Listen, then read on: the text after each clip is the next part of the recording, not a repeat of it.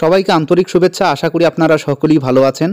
আজকে উচ্চ প্রাথমিকের শিক্ষক নিয়োগ বিষয়ের বেশ কিছু গুরুত্বপূর্ণ তথ্য দিচ্ছি, তাই ভিডিওটি প্রথম থেকে শেষ পর্যন্ত ভালো করে শুনে বোঝার চেষ্টা করবেন। উচ্চ প্রাথমিকের শিক্ষক নিয়োগের ক্ষেত্রে দীর্ঘসূত্রিতা নতুন করে বলার কিছুই নেই।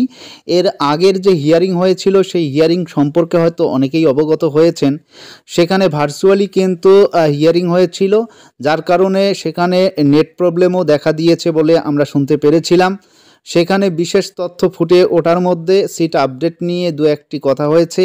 আজকেও কিন্তু গুরুত্বপূর্ণ সেই বিষয় নিয়েই আলোচনা হবে এবং আজকে ক্লিয়ার হতে চলছে যে উচ্চ প্রাথমিকের শিক্ষক নিয়োগ প্রক্রিয়ার যে এই পরিচালিকা শক্তি ম্যাট 638 কোন পথে হাঁটবে, কোন পথে নিয়োগ প্রক্রিয়া পরিচালিত হবে।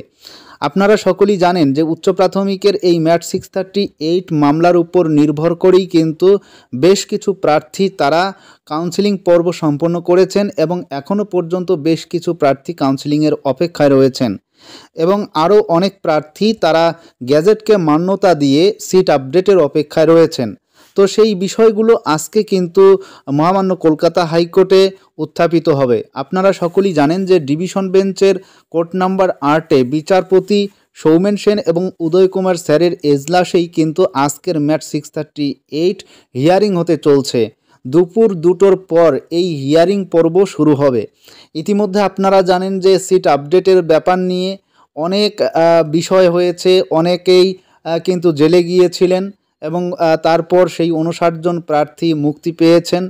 তো এই সিট আপডেটকে কেন্দ্র করে এই মুহূর্তে সবথেকে নানান ধরনের সমস্যা দেখা দিচ্ছে এবং অপর দিকে যে সমস্ত প্রার্থী এখনও পর্যন্ত কাউন্সেলিং করে স্কুলে যেতে পারেনি তারাও কিন্তু প্রহর গুনছেন যে কবে এই উচ্চ প্রাথমিকের সব থেকে মহাগুরুত্বপূর্ণ মামলা ম্যাট 638-এর নিষ্পত্তি হয় এবং ম্যাট 638-এর নিষ্পত্তি হলে যে অর্ডার আসবে তার ভিত্তিতেই কিন্তু তারা সম্ভবত আগামী দিনে স্কুলে জয়েন করবেন। সে কারণেই কিন্তু তারা প্রহর গুনছেন এবং দ্বিতীয় কাউন্সেলিংয়ের অপেক্ষায় যে সমস্ত প্রার্থী এখনও পর্যন্ত আশায় বসে আছেন তাদেরকে কিন্তু সিদ্ধার্থ মজুমদার স্যার বলেছিলেন যে 1 সপ্তাহের মধ্যে কোনো নোটিশ দেবে দ্বিতীয় কাউন্সেলিংয়ের, কিন্তু 1 সপ্তাহ পার হয়ে গেল, অর্থাৎ প্রায় মাসখানেক পার হয়ে আজকে প্রায় ফেব্রুয়ারির দিকে আমরা চলছি, তারপরেও কিন্তু সেকেন্ড কাউন্সেলিংয়ের কোনো নোটিশ পেলাম না।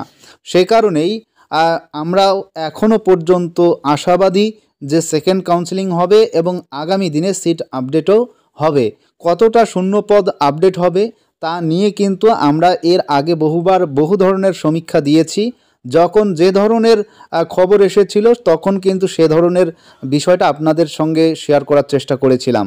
তো আমরা যখন অ্যাডভোকেট মারফত বা আইনজীবী মারফত আমরা খবর পাই তখন তারা বলেন যে প্রায় 19,500-র মতো শূন্যপদ রয়েছে।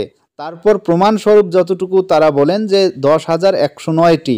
এবার এই মুহূর্তে দাঁড়িয়ে যে পর্যায়ে আমরা চলছি, প্রায় 10টি বছর যেখানে অতিক্রান্ত হয়ে গেল, সেখানে কতটা শূন্য পদ আপডেট করলে উচ্চ প্রাথমিকের যে সমস্ত প্রার্থীরা আজকে দীর্ঘদিন ধরে বসে আছেন, যাদের বয়স পেরিয়ে গেছে, তারা হয়তো আর কোনো স্বপ্ন দেখতে পাবে না, তারা হয়তো নতুন করে কোনো পরীক্ষা দিতে পারবে না, তাহলে তাদের ক্ষেত্রে কি হবে? এই যে সার্বিক যে বঞ্চিত প্রার্থী রয়েছে আপার প্রাইমারিতে, তাদের সুরাহা কবে হবে তা নিয়ে কিন্তু সকলেই তাকিয়ে রয়েছে এই ম্যাট 638 মামলার উপর। আজকে খুবই গুরুত্বপূর্ণ হিয়ারিং হতে চলছে এমনটাই কিন্তু আমরা শুনতে পাচ্ছি।